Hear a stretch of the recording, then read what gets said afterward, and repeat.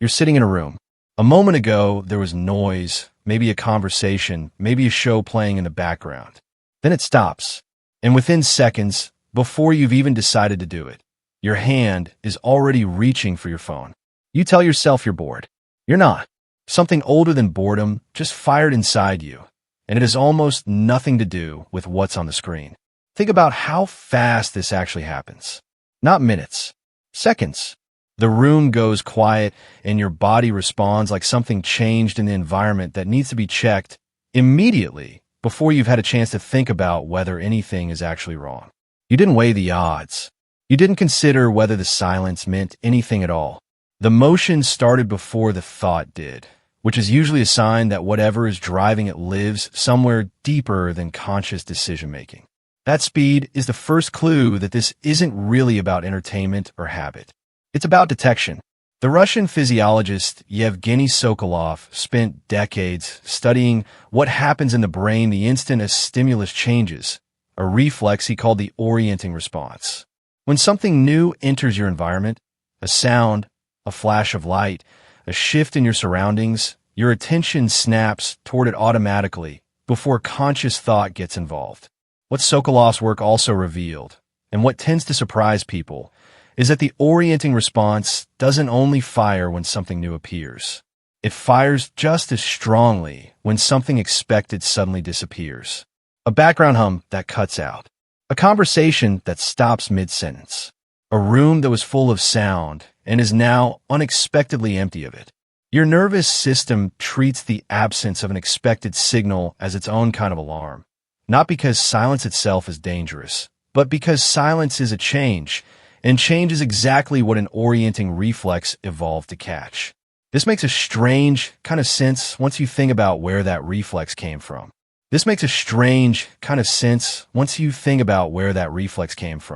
Sokolov's original experiments were fairly simple in design.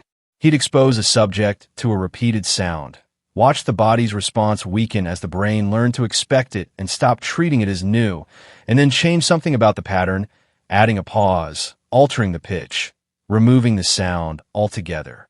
Each time the pattern shifted, the response spiked again, sharp and immediate, regardless of whether the change was an addition or a subtraction. Your brain, it turns out, isn't really built to track sound. It's built to track pattern, and any break in a pattern, whether something new shows up or something familiar vanishes, gets flagged by the same ancient circuitry. For nearly all of human history, silence in your environment wasn't neutral. It was information. Wildlife biologists studying predator behavior have documented what's sometimes called the landscape of fear, the pattern where the calls of birds and insects in a forest abruptly stop the moment a predator moves through the area. Prey animals go quiet because staying silent and still is safer than continuing to call out and risk being located. Researchers tracking this effect have found it ripples outward in something close to a wave, one alarmed animal falling silent. Then its neighbors picking up on the change and falling silent too, until an entire section of forest that was humming with noise a moment earlier goes still almost all at once. Which means for your ancestors moving through those same landscapes, a sudden hush wasn't a peaceful moment. It was often the loudest possible warning available, precisely because it meant every other creature nearby had already noticed a threat you hadn't spotted yet. A quiet forest was a forest telling you to pay closer attention, not to relax. You didn't inherit a nervous system built for comfortable silence. You inherited one built to treat unexpected quiet as a cue worth investigating. Wired that way long before phones, long before rooms, long before anything resembling the quiet, climate-controlled spaces most of your day now happens inside.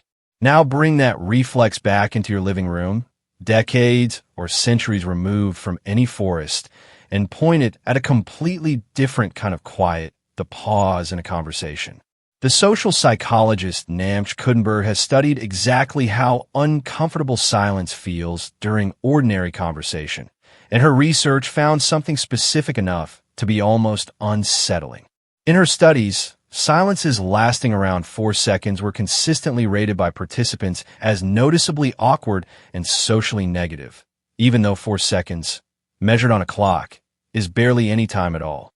long enough to blink a few times, not long enough to reasonably worry that something has gone wrong.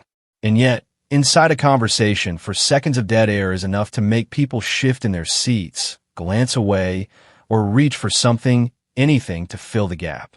Kuttenberg's work suggests this isn't really about the silence itself feeling bad. It's about what silence seems to threaten, a disruption in the shared sense of connection between the people in the room. In follow-up work, her research found that these brief silences were rated as even more uncomfortable when they happened after someone expressed disagreement, as though the pause itself became evidence that the relationship had been damaged, even when nobody involved intended it that way. Just like the forest, a sudden quiet in a conversation reads as a signal that something has shifted, and your instinct is to check what. Which brings you directly back to the phone in your hand. Modern life almost never leaves you in true silence. There's a podcast playing, a notification buzzing somewhere in your bag, a group chat scrolling in the background of your attention, even when you're not looking at it. Psychologists who study phone behavior, including researchers like Larry Rosen, have found that many people report a kind of low-grade anxiety when separated from their phone, even for short periods, even when nothing is actually happening on it. In some of this research, participants showed measurable increases in physiological stress, including changes in heart rate, simply for being away from a phone they knew was buzzing with unread notifications nearby.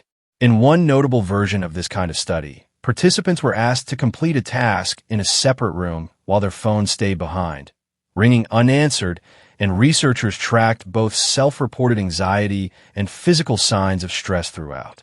Anxiety climbed the longer the unanswered ringing continued, even though nothing about the task itself had changed and no actual emergency was ever involved.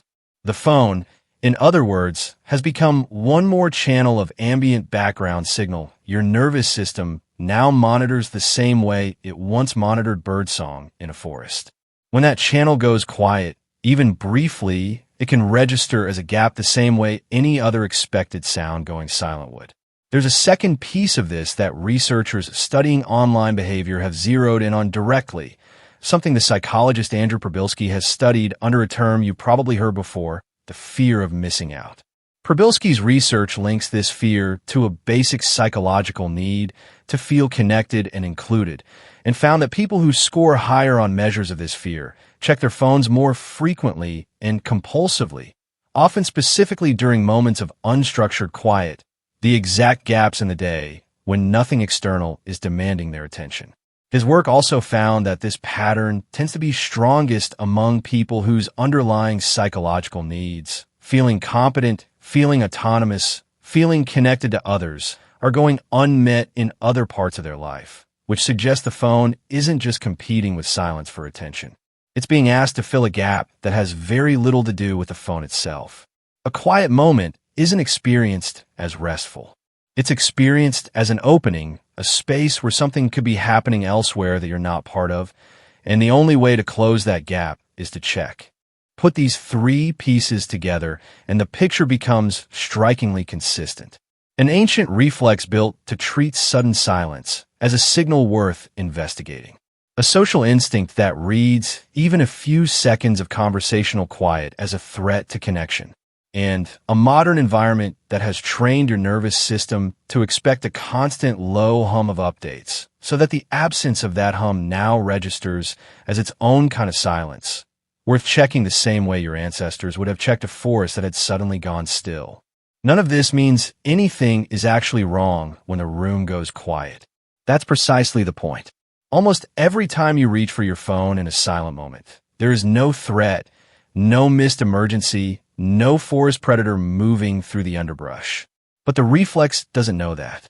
It fires the same way it always has, because for nearly all of the time this instinct spent being shaped, silence really was worth checking, and the cost of ignoring a rail warning was always higher than the cost of a false alarm.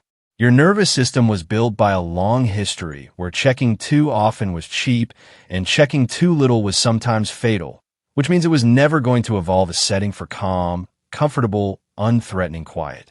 It only ever learned one response to a sudden absence of signal, And that response is still the one running the moment your room goes silent tonight. Notice, too, how little the actual content of the phone matters once you reach it. Often you unlock the screen, glance at it for a second or two, see nothing new, and lock it again almost immediately, only to repeat the same motion a few minutes later. If the goal were genuinely to gather new information, that pattern wouldn't make much sense. But if the goal is closer to scanning, a quick sweep of the environment to confirm nothing has changed, then the behavior fits perfectly. You're not reading. You're listening for silence and finding it and checking again anyway, because the checking itself is the reflex, not the reward waiting on the other side of it.